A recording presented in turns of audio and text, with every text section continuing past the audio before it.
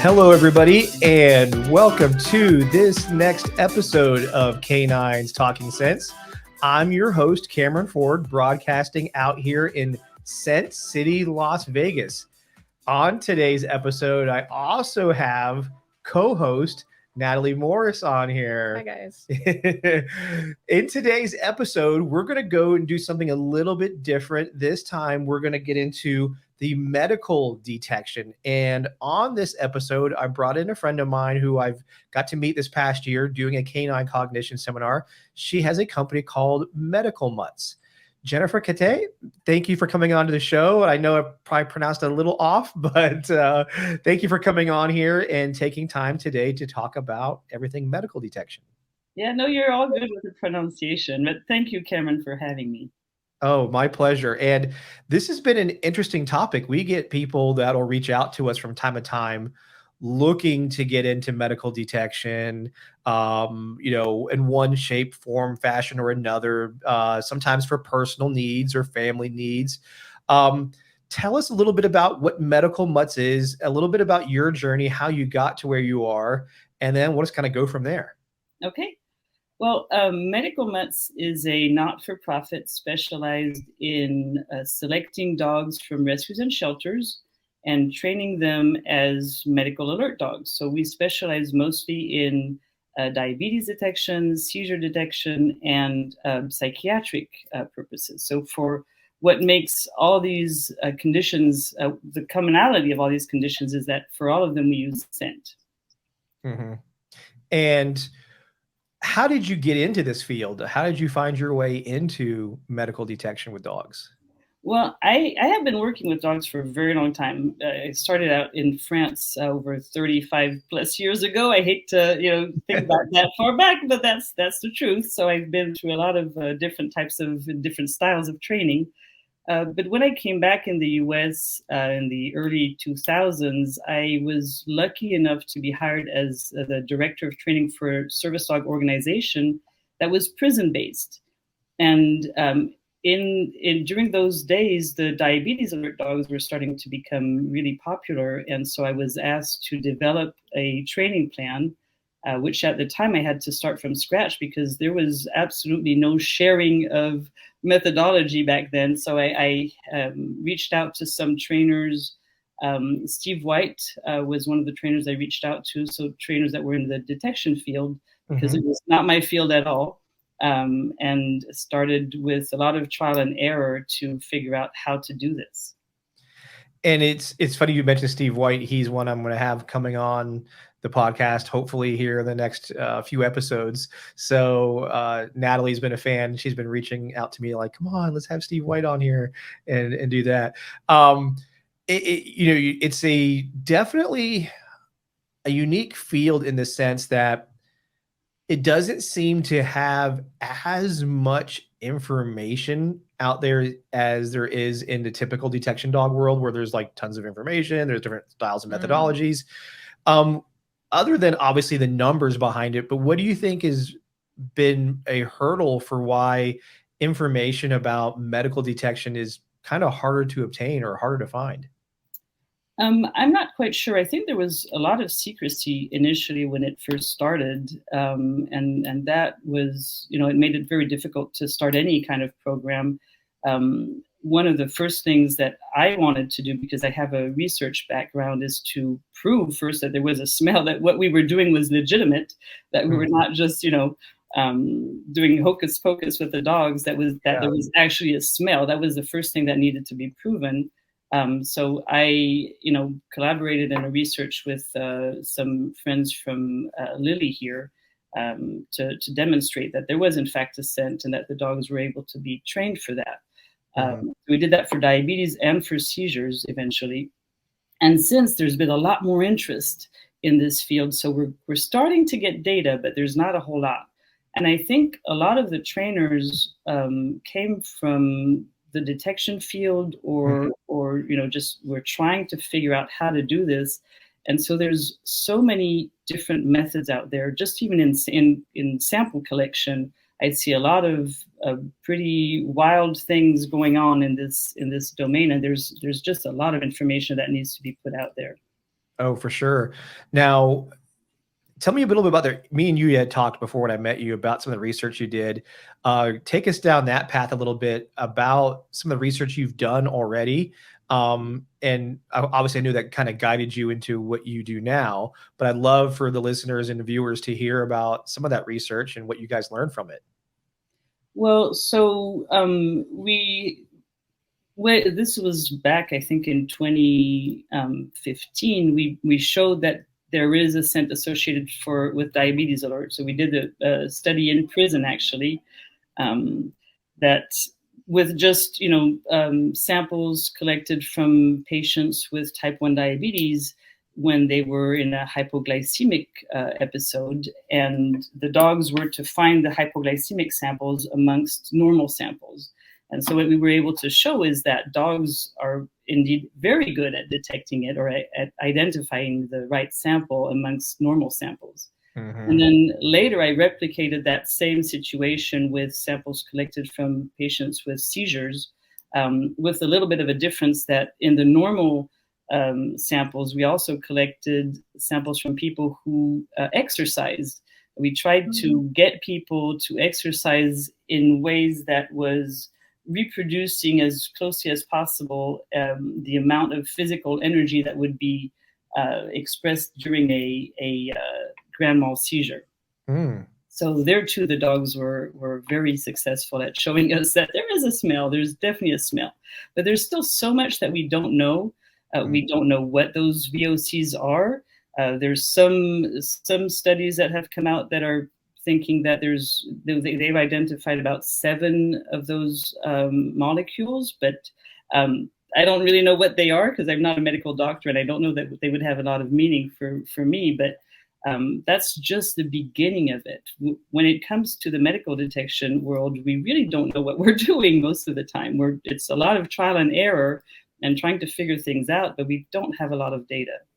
No, for sure. And I'm remiss in not mentioning that you are a doctor. So it's actually Dr. Jennifer Cattet. So my apologies for leaving that part off. I know I messed up on that one. I'm just so used to calling you Jennifer. I just, went into my normal friend mode on that one. But you have your PhD, and that's, a great thing for people to get to, add to your background. Is it not, you're not just like a dog person that fell into this, you got into the research and you really did a lot of stuff involved in this. Natalie, do you have any questions so far that you have interest in or that you wanted to ask? I mean, I'm really curious about the seizure alert dogs, and what the samples that you guys are actually utilizing are and how you obtain those. But I'm sure we'll kind of get into that. So yeah, at the moment, nothing particular. Yeah. So talk about a little bit about the seizures. I would love to hear about that. Like how. Yeah. And I think seizures, for anybody who's had seizures or been around somebody with seizures, it's a terrible condition that presents tremendous risk to the person, to the patient, because, think about simple tasks like cooking. If you're going to have a grand mal seizure while you're in the middle of cooking, you can burn yourself, you can burn down your house. I mean, it's just really, really scary. Going up and down stairs is dangerous, not to mention driving or things like that. So having dogs able to predict when a seizure is going to occur is life-changing for someone. And so I work with a group in France that has placed now, I think, about 30 different seizure alert dogs. We have been doing it now for about 10 years. Training seizure alert dogs also using scent. So we teach the dogs to come and poke their person. So when we use a nose poke, and different trainers have different styles when it comes to alert, we use an alert for all of our detection dogs, our alert dogs, that is silent so that it can be used anywhere. If they're in church or in a movie theater, they don't necessarily want the dog to start barking at them. But they also want something that's going to catch their attention, that is really hard to ignore. And so the dogs come and start poking very vigorously with their nose. And that tells the person that there is very good chance of having a seizure, and they can sit down. So how do you guys go about getting these different scent samples in? Are these scent samples unique to that individual? Well, what we've shown in our research is that dogs can learn with samples from certain patients and absolutely generalize that to samples from other patients. And not only different patients, but also different types of seizures, which is even more mind-boggling, because we haven't shown a difference between somebody who has maybe an absent seizure that most people would hardly even recognize, or a grand mal seizure. So we've placed dogs with the same training methods in hands of people with all sorts of seizures, and it seems to be working quite well. But because we train for different conditions, and we don't really know what condition the dog is going to ultimately be placed with and alerting to, we train our dogs from the get-go when they first come to our facility with a soup, right? And I know you guys are very familiar with that type of training. Sure. So we train with a soup of, that we have samples. We have a fridge full of samples from people who have diabetes, seizures, and psychiatric conditions, and we make a mix of those samples, and we train the dogs with that. And then once we have identified which person that dog is going to go to, then we specialize that dog to that specific person's samples. And that makes total sense, because obviously different in the world of, I would say, your typical detection dogs, where there's a lot of chemicals involved, scents, and you guys deal with a kind of a crossover. You have, I would say, scent and odor happening depending on certain conditions, I would imagine. So having the dog understand that super cocktail aspect is critical, because there's going to be a few things going on there when it comes to a human being versus sometimes a just straight chemical that we're looking for in a typical detection dog environment. Now, are these, when you guys get these samples to train on, are these obtained during when someone's having an episode, or like how does that part even happen? And then I'll get to part two of that question in a second. So I'll go with that one first. So it depends on the condition. Ideally, you want to collect the samples as closely as possible to the event. But if you have a seizure, that may be really difficult. You may not be able to collect a sample until you get out of it. Yeah. Same thing if you're in a panic attack, right? So ask our clients to put together a little sample collection packet before they have an event, and kind of carry that around so that as soon as they have an event, they can collect it. Yeah, and I would imagine the dogs, like you said, get very predictive. They can sense these things or detect these things prior to, once they've obviously been trained on it and been around their handler enough, that their proficiency at this skill gets better and better because of, like I said, they can almost alert you. Obviously, I know they do before it happens, because they're smelling the scent change on their handler, and then because of that, can start going indication. But I imagine, that's kind of is hard to train on, because like you just mentioned, some of those samples that I know you guys are going to get, or like you said, are after the fact. So the dog has to get good at detecting this beforehand. So it's really interesting to think, is there that much scent coming off the person before the event as there is after the event? Well, that's a really interesting question that I'm actually exploring with a few research team right now to figure out, or to prove if really there is. But I think, so there's a few aspects in what you're asking there. The first one is dogs, as you know, are extremely good at picking up patterns, right? There's sequences of events. And because they're really good at that, what happens is when there is an event, and those events are not are emotionally charged, especially when we're talking about somebody with a seizure or a panic attack. It's not just a neutral event for a dog. They're going to also have some kind of emotional connection to what's going on. And so anything leading to that, as these events repeat, the dog is also going to start picking up on what is happening before, and potentially going to react to those markers as well. Now, are there certain regions of the body, depending on the type of medical condition, that are more, I would say, productive or target value for a dog when it comes to these different types of medical alert type behaviors or things like obviously we talk about it in detection dog world as a productive area, and we Mhm. teach handlers to search corners and certain parts of a car, things like that. Does the human body also have quote unquote productive areas that our dogs are finding, as this is a, depending again on the medical aspect, uh certain areas that are productive more than others? Yeah, so it seems like breath is one of the biggest producer of those VOCs. I mean, it makes sense because the bloodstream, the molecules go into the lungs pretty quickly when we're having something going on with us, and so the part that is excreted the most easily is through breath. Then we also notice that there's a lot of emphasis from the dogs on hands, Mm. sometimes under the arms, but that's less often. And Hmm. so what we use in training for our samples are we try to be as close as possible to what's going to make contact with the dog's nose, right? So Yeah. we do not use saliva, Oh, and we don't advocate using saliva. There's no need to chew on a piece of cotton ball for 10 minutes. That's rather horrible and Sure. unnecessary. But plenty of trainers still do it, and I think it's because as humans, because we cannot pick up that there's scent on a sample, okay. we need to see something, right? Yeah. So it makes us feel better when we can actually see that the sample is wet. Mhm. But we collect a mix of skin swab and breath Oh. Okay. from our samples. And how long are these samples typically good for? Like, how often do you kind of have to re-up your training aids?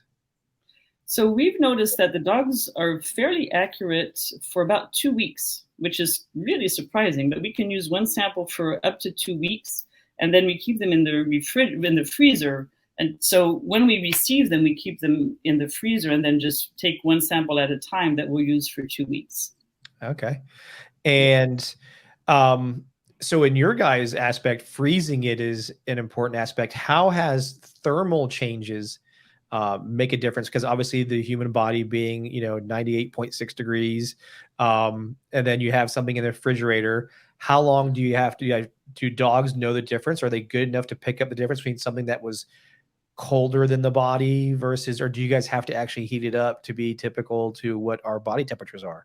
No, we don't. And this is an area where we really don't know much, and there's so much that we have to learn. I don't actually know if freezing them has any kind of value as much as keeping them in a sealed container with not too much air around them, right? Sure. But I guess we feel better when they're frozen. We know that we can pull them out 6 months later, a year later, and we can still Mhm. use them. So we know that they keep rather well. I think the one time that it really blew my mind was when the hospital in France collected the samples for the seizure study and Mhm. sent them over to us. Well, it was in the middle of Christmas, and they took about a month to get to us. So think about a month spending, on airfare and in, all sorts of mail transportation, and they got to us. We were a little bit worried, but no, they were absolutely fine. The dogs were able to use them. Wow.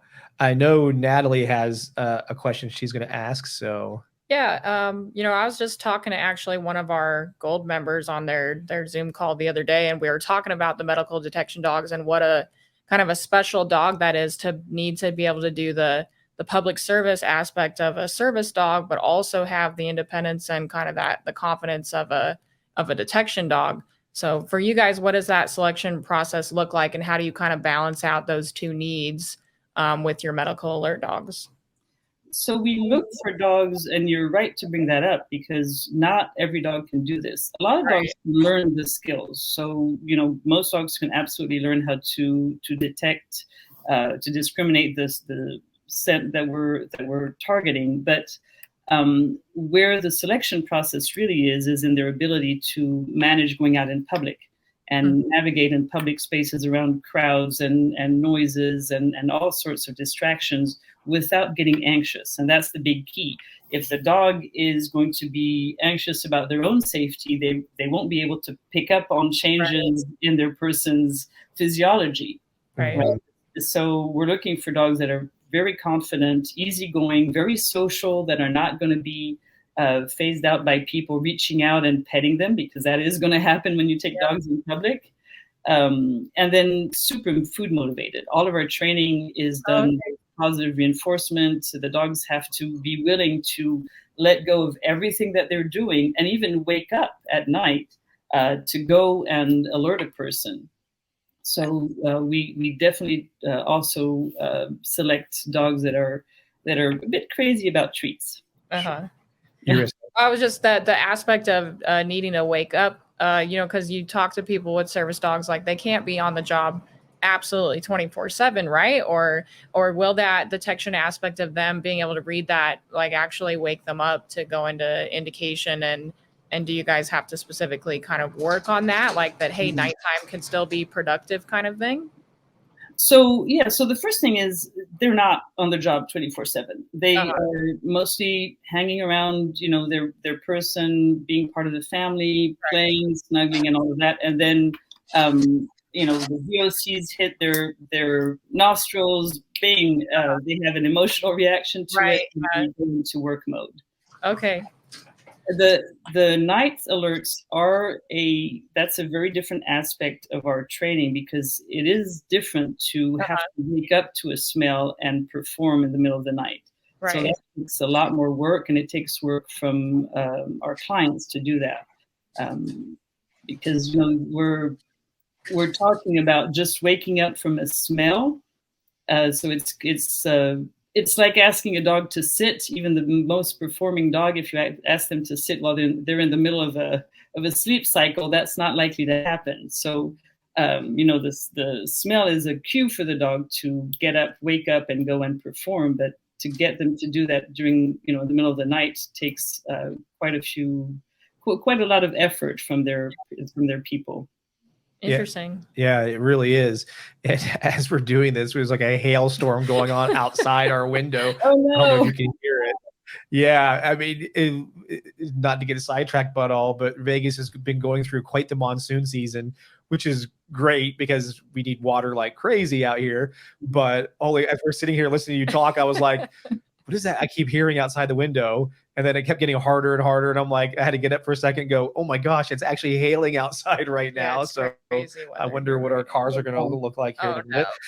Okay. So not to get completely off track, but with, like you said, you bring up some really interesting aspects that the dogs have to do perform. You can really hear it now as soon as I start talking. Oh, yes. The training wise, so go through like some of the initial things that you have to get the dog used to doing in training as they start this journey to become a medical detection dog. And do you do things differently between, let's say, a seizure alert dog versus a diabetic alert dog? Well, the big difference is that seizure, for most people, they don't necessarily need to be woken up for a seizure. Sometimes parents need to be alerted when their child has a seizure, and so they might need night alerts. But most of the time, it's okay if somebody has a seizure through the night and just keeps sleeping through it. They're already kind of in a safe spot. Yes, exactly. They're already kind of in a safe spot. It's the people who struggle with type 1 diabetes who really need to know if they're having a drop in their glucose levels in the middle of the night, and they need to be alerted pretty quickly and sometimes vigorously, because they may be a little out of it too as they wake up to do what they need to do to get their glucose levels back in order. Yeah, it's, I mean, super fascinating, aspects and so many dynamics that are totally different than the world that we typically come from when it comes to our detection, which is, there's things, I don't know. I don't say we can control better, but not necessarily. No, you can. I think that's a great point, Cameron. I want to bring that up too, because I don't think a lot of people realize this, but see, when you're working with a detection dog, and this is just inference because I've never worked with a detection dog, but I'm assuming that when you go into a specific location, the dog indicates the location of whatever substance it's been trained for. That's the end of it. Yes. You reinforce the behavior, and then you're done, you're out. Well, in the medical field, especially when the dog belongs to a person with a condition, well, that smell doesn't go away. Yeah. Okay. Right. You have your glucose levels drop. Well, they don't drop in a few minutes. Sometimes they take a while to drop, or sometimes they stay high for a long time. So we have to worry about desensitization. Right. So how often those events occur is a problem. We have to, somebody who's got seizures, for instance, 20 times a day, or seizures once a year, that's going to have an impact on the dog's performance. Somebody who stays high in a hyperglycemic condition all night is going to be a problem, because now you have the dog that is sleeping in a room that is filled with those VOCs for hours and hours. So all of those situations that complicate how well the dog can perform over time.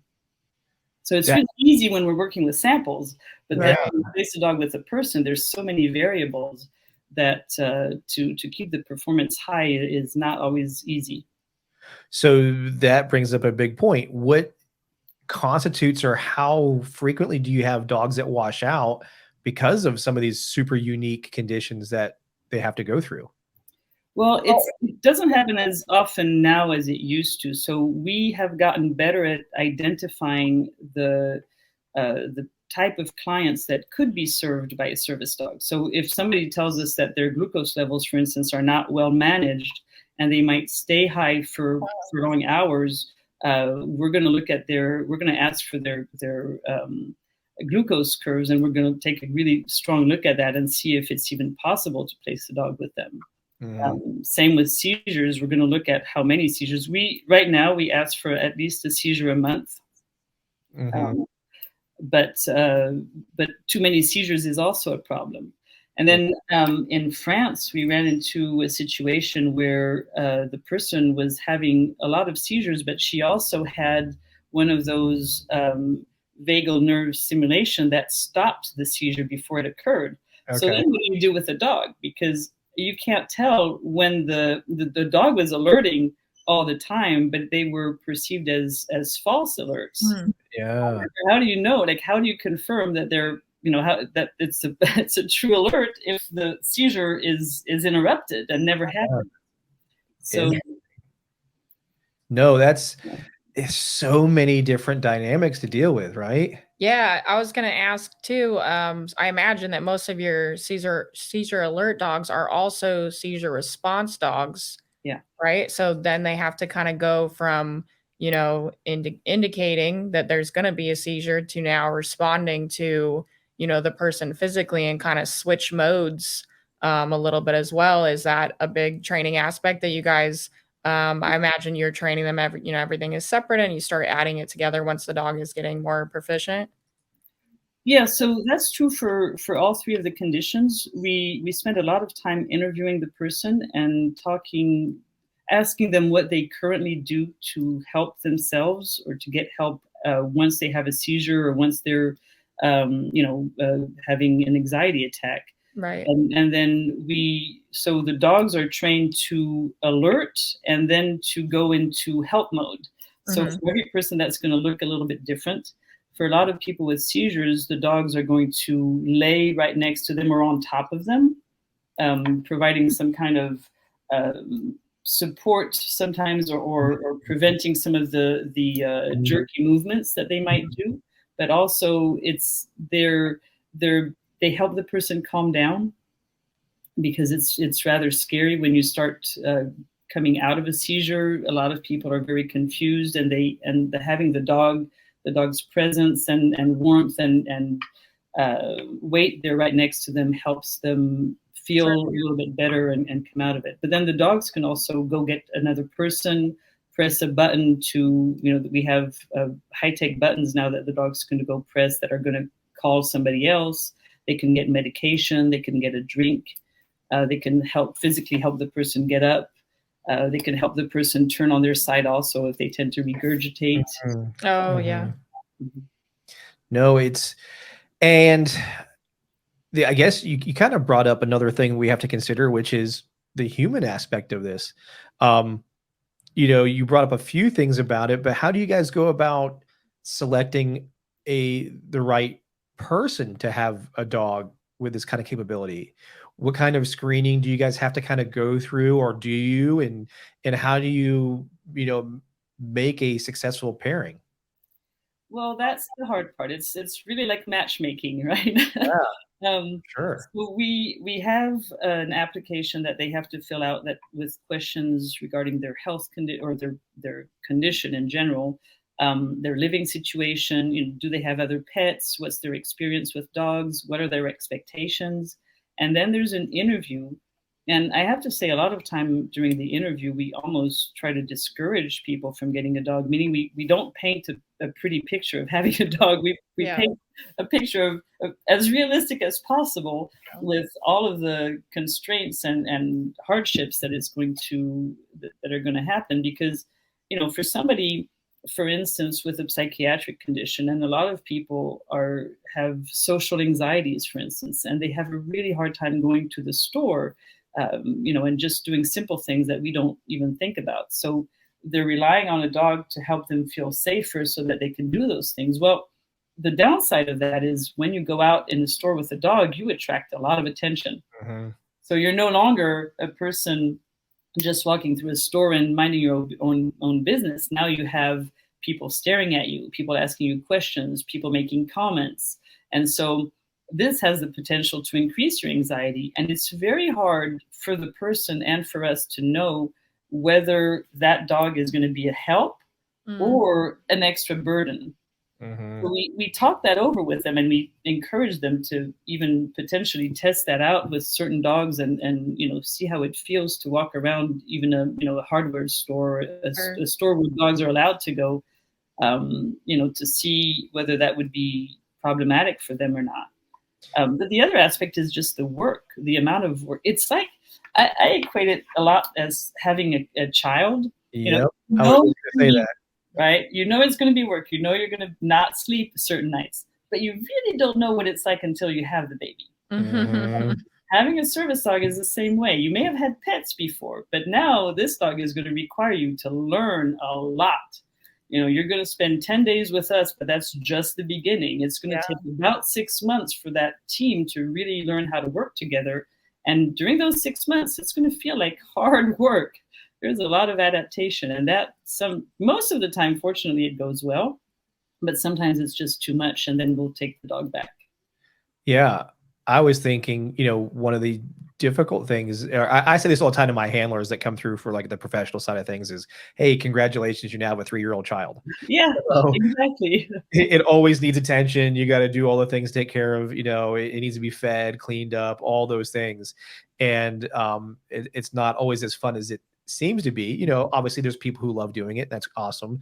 But I think sometimes, like you brought up, is it's also an awakening for some, like, holy cow, I didn't know there was this much I had to deal with, or this much to do. And, like you said, dealing with individuals who have anxiety, dogs always draw attention, always draw people over. And depending on, I would say, levels or the reason for PTSD and things like that, that's definitely got to be a concerning aspect to make sure that even though as awesome as the dog is for them, that dog will also, like you said, bring them more attention, which could create some difficulties or some stressful incidents to go through.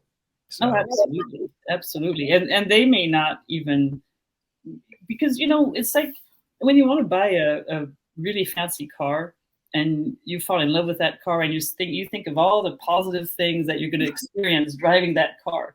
But then you buy the car and you're in it, and it needs gas, and it needs, it's after a while it's just a car. Well, sometimes dogs, we have this idea of service dogs because I guess we see a lot of them, and we have expectations of service dogs to be almost like perfect dogs.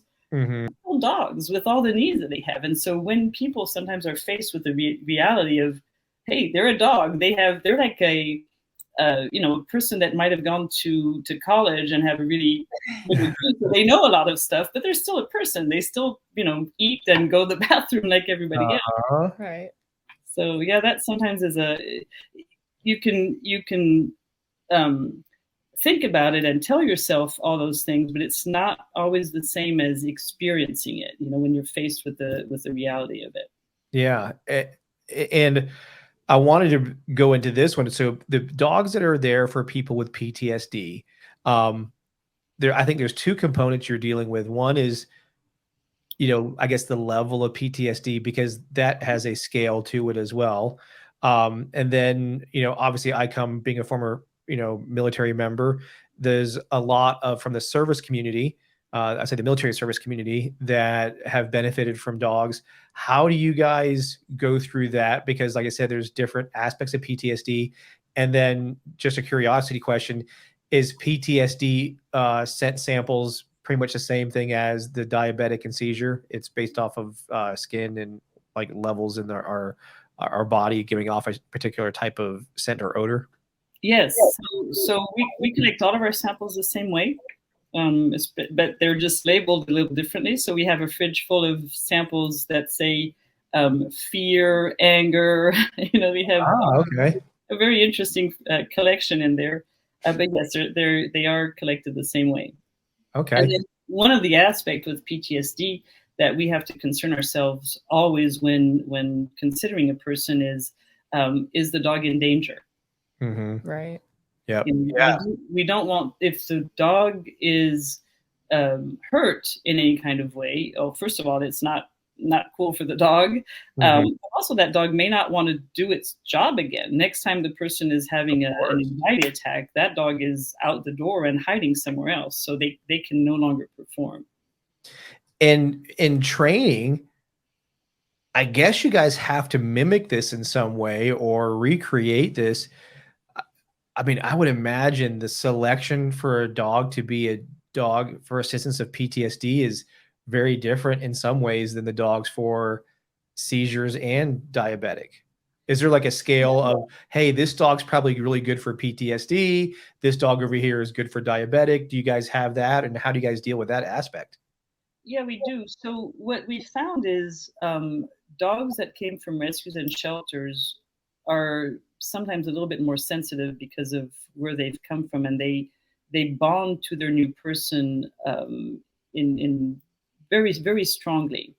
And we select dogs that we call the Velcro dogs, meaning they follow you everywhere, sometimes including to the bathroom. Yeah. And we need those types of dogs because they're the ones that are going to pick up on a change in your physiology, right? But at the same time, that sensitivity could be difficult if they're dealing with somebody with emotional issues, because they're also going to be very sensitive and pick up on those emotions. And that may trigger anxiety in the dog. So we're looking for those rare dogs that have that that are very in tune with their person, that are not going to lay over in a different corner and go, you're having another one of your attacks, I'm going to stay over here.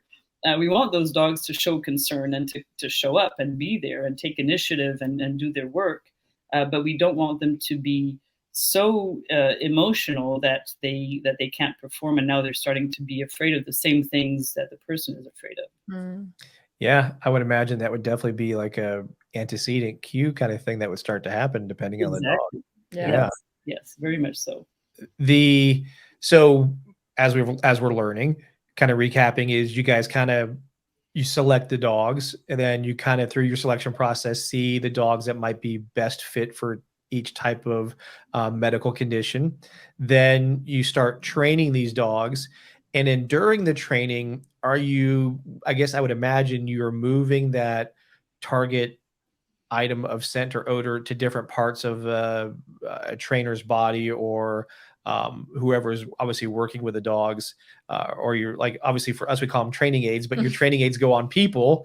So you got to have obviously a number of different people. And are you moving these targets around their bodies under different types of clothing? Are these things that you guys are doing throughout your training? Yeah, so part of the training is very similar to what you guys do in detection, and then towards the end we differ. So our dogs go through 3 stages of training, 3 levels. Each one of those levels is sanctioned by a test. In the first level, we teach them the indication behavior. Okay. In the second level, they do discrimination. So now they're on a lineup and they have to find the sample amongst other samples, amongst normals. And then at the same time, we teach them the alert behavior, which is different for us than the indication behavior. Gotcha. Because the indication is going to only be valid when we do the discrimination test, but then we don't use it anymore. And we'll switch over once the dogs discriminate, we will pair the scent with the alert behavior, which is the poke. And what is your indication behavior? We ask them to stand over the right can. Yeah, with their nose right over the right can. We used to do a sit. We've gotten away from that because since the alert is a nose poke, we tried to make it as close as possible. Yeah, that makes total sense. Yeah. Now, so this is something that comes up quite a bit now, or coming up more frequently in the typical detection dog world. How often do you guys have to also run blank runs throughout the training so the dog gets used to constantly, saying, I live in an environment where I'm not getting a target frequently, and it doesn't think, for lack of better terms, as Dr. Nathan Hall will say, the vending machine's broken, where you're actually creating that slot machine randomized effect. How do you guys deal with this? Because this is obviously a very unique aspect and completely unpredictable and with lots of blank time. How do you guys deal with that? So it's a bit different than what you guys do in the sense that the discrimination part is just a short period for us. It's just to make sure that the dogs are accurately identifying the scent, right? The target scent. Once we move that odor to the person, now the difficulty is for the trainer to not start staring at the dog, so they plant the smell on them, right? But now they have to be very careful that they're not like looking at the dog a certain way or putting the sample, right in front of the dog's nose or acting weird. And if they do, well, we'll ask them to act weird at other times too, right? Yeah. They have to mix things up a little bit. So in that sense, it's a little bit the same as what you have to go through. It's a whole different level of cueing. Right. Yeah. It's gotta be so much easier to cue your dog when they're their whole job is to pay attention to you. Yeah. Yes. And then the challenges we have is when you have diabetes, now we're going to ask you to test yourself more often, because it's one thing when you're working with a sample, but when you're working with the invisible and you are not aware, you have a dog because you're not aware of that condition, right? That you're about to have an episode. And so when you're diabetic, you can start testing yourself a little bit more often, so that at least when you are starting to have a glucose, so changing your glucose levels, you can engage the dog and help the dog work through that. Because we do know that there's a big difference. Just again, I know that this is similar to what you experience. What's on a sample and what's the full body are two different things, right? So to help the dog transition from sample to live event sometimes takes a little bit, but the challenge here is that the person has to know. So when we're dealing with seizure dogs, now we ask that there's an aid, that the person lives with somebody else. So that other person can help the dog develop that alert, even if it's during a seizure, but at least they're associating that smell that now is so much more potent than the sample with the alert. Same thing with PTSD. If you are having a panic attack, it's one thing to practice with your dog with a sample when everything is good and you're in your living room. It's a whole different bargain when you're going through your anxiety, and now you have to get the dog to work because you don't want to. Every episode is not only a training opportunity, but you don't want to let them go, because otherwise now you're desensitizing the dog, right? Right. Yeah. No, super interesting. Yeah, I'm getting a flash flood warning. I think you are getting it too. Our phone started going off, and I have it on Do Not Disturb. It tells you how important it was. So now, with the advent of technology, with wearables, there's always in the detection dog world the comparison of how long until, technology catches up to a dog's nose and certain aspects. And in traditional detection, the way that we're talking about it, that it's something I think we're still a ways off, but something that's wearable. And in the medical aspect, how quickly is technology catching up to a dog's capability in that warning of a person that something or one of these things is about ready to happen, especially if we can identify the specific chemicals involved and what's happening? I think in the diabetes field, we're very close to that. Yeah. It's very likely that in the next 5 years, diabetes alert dogs will be obsolete. Okay. Now, they do still have a notion of, just helping the person feel safer. And so there's a psychological aspect of having a dog that technology will never replace. And I don't think we should minimize that aspect, because a lot of people with diabetes are bullied, or feel different. There's a lot of stigma that goes along with being diabetic, and the dog is there to help with that aspect. But in terms of the alert itself, I think we're going to have tools that we just don't have right now that are going to be as good or better than the dogs. Yeah. When it comes to seizures and psychiatric condition, we're still very far from that. Yeah. And, the thing you have to have with technology, though, is you have to be wearing it for it to be effective. So, like you said, I kind of, from the research and things that I had seen too, spot on what you said, that the diabetic aspect is probably the one that's the most in danger of dogs not really having as strong as a purpose because of, your phone, your watch, whatever you'll have on you can give you a heads up that you need to make a change. But for sure, the psychiatric aspect is unpredictable. And Yeah. and I think there's still, like you said, so much that we're learning about that. There's so much still to discover that technology is going to take a while to catch up, where the dog is intuitive. And I think not only is it maybe a scent odor type of thing, but also maybe a behavioral thing that a person is doing that a dog can probably pick up on. That's right. Technology. Yeah, and then just the aspect of, we talked about the grocery store earlier. If you are managing a dog in the grocery store, you may pick up on some of the triggers that that are difficult for you to live with. But then you have to go back to your dog, because you're managing your dog. You can't just be in your own head and forget about the dog. You have to continuously check in and make sure that the dog is doing okay, is not in the way of other people. And so just that aspect helps the person stay a little bit more in the moment, and prevents a lot of the emotional issues that might occur.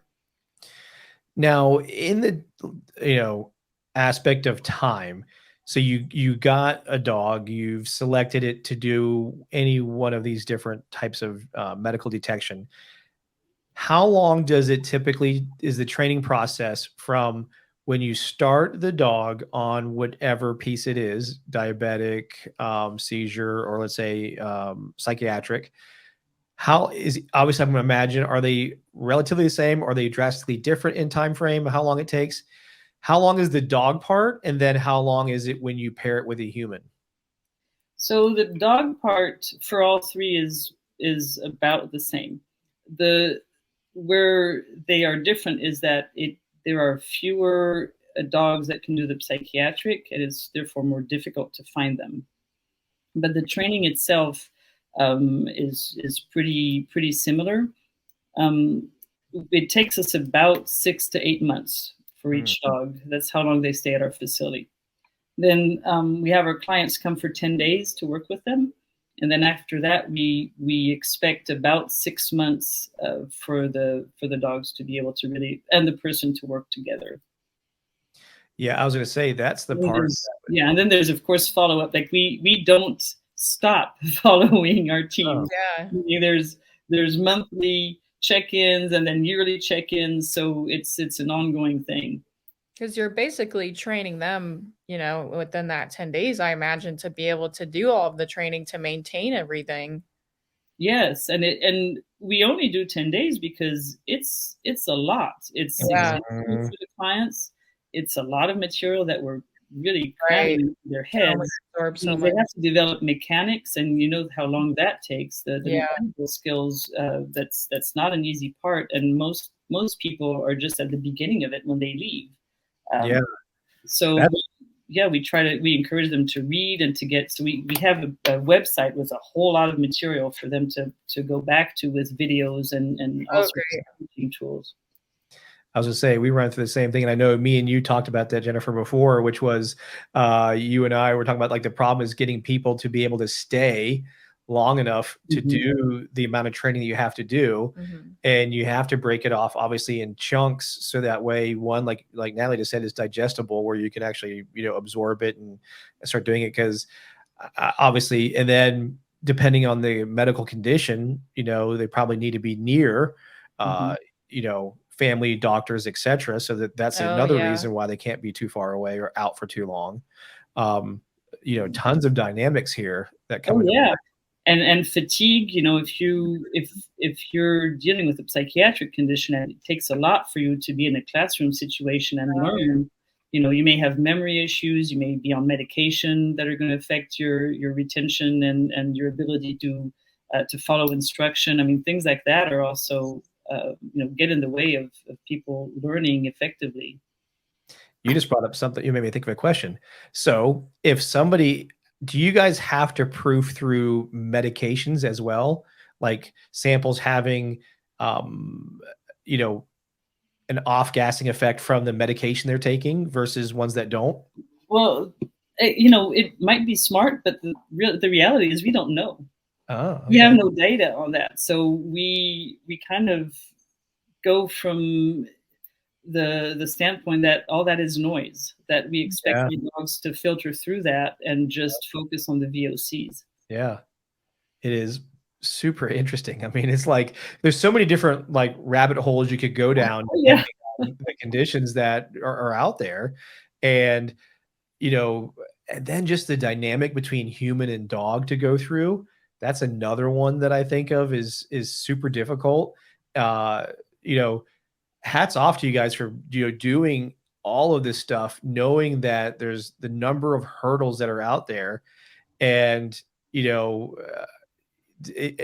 obviously huge rewards when you see it pay off. So I imagine that is a lot of the things that drive you, correct? Or it's true. Yes, I can't really express the feeling of watching a dog that you've trained and a person that that came to you for help because they're struggling with some real difficult issues in life, and now you watch them thrive together.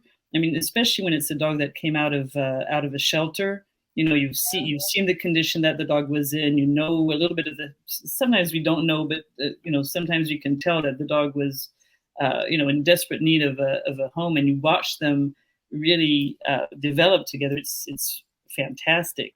But the flip side of that is when it doesn't work well. See, sometimes, especially with patients with psychiatric conditions, their tolerance for change and they're not always very adaptable, right? Life is already really hard for them, and they sometimes feel victims of the world. If the expectations are not in line with reality, sometimes, sorry, I'm out of breath now. Yeah.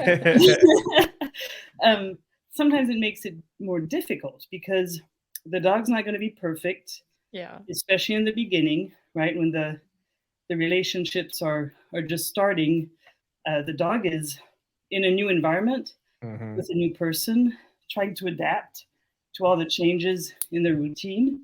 Yeah. And so sometimes it takes a lot of reframing and a lot of patience with the clients to explain that, hey, this is a process. Yeah. And there's going to be a lot of ups and downs. And even though it's hard, you have to hang in there, and push through. So that aspect sometimes is complicated. Sorry, sure. I ran up and downstairs. No worries. And which, again, at the end of the day, which makes it so rewarding when it does come to fruition. And like you said, it's a win-win. The dogs that came from shelters matched up with their right handler, and that handler benefits from that relationship and that skill that that dog provides to them. Really, really awesome that it's a win-win situation. And again, individuals such as yourself and the other programs that are out there that do these kind of things, providing the service for both the dogs and the people. I love it. It's so admirable. And I can't thank you enough for doing this kind of thing for those of us out here who need these type of dogs and this beautiful relationship we can have with dogs that really help us out and make a difference better than sometimes any machine ever could. Yeah. And I think we need to remember that we do what we do because the dogs have shown us that they're capable of doing this. Yes. Right. All of the scent work that we're doing in the medical field, the dogs showed us first. We didn't come up with that. And I think we owe a lot of, or we have to stay humble with what we're doing, because a lot of this is, as I said, is just trial and error because we don't understand a lot of it. But it really comes down to the dogs not only having an amazing nose, but also having a really high ability to problem solve. Yes. And figure out situations and a very strong desire to help their person. So all of those combined, make a really, really successful service dog. It just made me think of a question. Is there any breed or breed type that seems to be more successful? I mean, obviously, let's say K9 Campaigns for Independence, their dogs are mostly Labradors or Golden Retrievers. You got your Fab 5. Yeah. Is there service dogs? Yeah. Is there any like top breeds that are gravitated towards because of this work? Yeah, absolutely. Now, there's not one breed that you can go to and say, oh, yeah, these dogs, if you just take a dog that breed, they're going to be a good service dog. That doesn't exist. But that's true in your field of work, too. Yeah. Yes. The English labs definitely have a higher number of dogs from that breed that can be successful. I think they're by far the best ones. Okay. Then Golden Retrievers, they have issues. They have sensitive. They're rather sensitive dogs. They also have some behavioral issues that sometimes get in the way. I know that we don't like to see Golden Retrievers that way, but they do. They have resource guarding issues. There's a lot of cancer in the breed also. The Golden Lab mixes are really good also when you can have one of those. Yeah. Shepherds are unfortunately on the decline in the service dog world. They seem to be a little too anxious. Yeah. A little too sensitive. They don't work as well for PTSD because of that. Yeah. Love the breed. The super smart dogs. They're great to, the connection you can have with the German Shepherd is fantastic, but as service dogs, they're just not as versatile. Yeah. No. I mean, and what you bring up is some of the aspects that have changed from the breeding. The genetics have changed now within the Shepherd breed because of different reasons, the selective breeding for other purposes and so forth. So now the pool has changed for what we can get our hands on. And we see that all the time in the other detection realms too. So obviously it goes no matter what you do. And the genetics play a role, and you got to find dogs that have these skills that work really well. And it goes back to that saying I say frequently, you have to get the dog you need, not the dog you want. Absolutely. So I'm sure even that's another added complication at first when people reach out to you guys is probably like, I saw on TV this particular breed. Do you have that one in this color that does exactly what I want? Yeah, I take it you guys have the same issue. We have people who want to come and see the dogs in the kennels to pick their dog. And then we also train owner dogs. And so we have, like lately we had a person who wanted us to train their 9-year-old German Shepherd. Or we have a person wanting us to train their Shar-Pei. We had a few Akitas. Will you guys do that? Or do you generally go, yeah, that's not really going to work for this? Well, our cutoff age is 5, which is already pretty high. Yeah. That's our cutoff age. And then when it comes to breed, we try not to be breedist, but we have now at least one breed that we will no longer take, the Akitas. We've tried a few, but we mostly select them based on temperament testing. Yes, So I was gonna say they have to come to you for testing first before you say yes. Yeah, so we asked because some of our clients are far away. Some of them are, in on the West Coast or East Coast, or come from 8+ hours of driving, and so we asked for videos. And we temperament test them with videos, and then once they're at our facility, we are very clear that they may not go through the program. Oh, okay. We're taking them in, but at any time we can see behaviors that pop up that are not okay with being a service dog. Yep, and that's the way it goes. It's in the details, right? We go through this from time to time. People reach out and say, "Hey, my dog loves sniffing the house. I mean, it sniffs the sofa, it sniffs this. I know it's going to be a great detection dog." And then they bring it over, or the other thing is, they're like, "My dog's crazy to play. It loves to play." Then all of a sudden it comes here, which is a new area, and then we throw out a toy, and the dog's like, "Yeah, I could care less." That's right, and motivation is everything in what we do. Yep. Yeah, motivation is super important. So, yeah. There's a lot of parallels, which is really cool, which is why I'm glad I did this episode, so that way people could hear. Because like I said, we get calls from time to time of people wanting to know, do we do this skill? And I refer them over to you, and I say, not us, but I know somebody who does. And it's really cool to see the parallels, and I hope the listeners and the viewers got to have some good takeaways on this conversation, because there's so much more this could go, but I think this is a good starting point and a good overview of about the medical and detection disciplines and how they're used in this common everyday lifestyle of whether it be diabetic, seizure, PTSD, and others. Or others, migraines are another big one as well. Which one was it? Migraines. Migraines, yeah. Natalie needs that dog. Natalie goes through that. Wow, could you imagine it? Maybe Alara. I'm on a Facebook group for people that are like owner training dogs like that. Yeah. But the thing with that, generally, my understanding anyways, I've only looked into it like kind of shallowly, but that typically would be a dog where you get aura, where it blocks, you start getting some visual disturbances, where like it would almost be similar to like a seizure, where you kind of have to get to a safe spot because you're going to not be able to see and be totally disoriented. I don't have that. So no.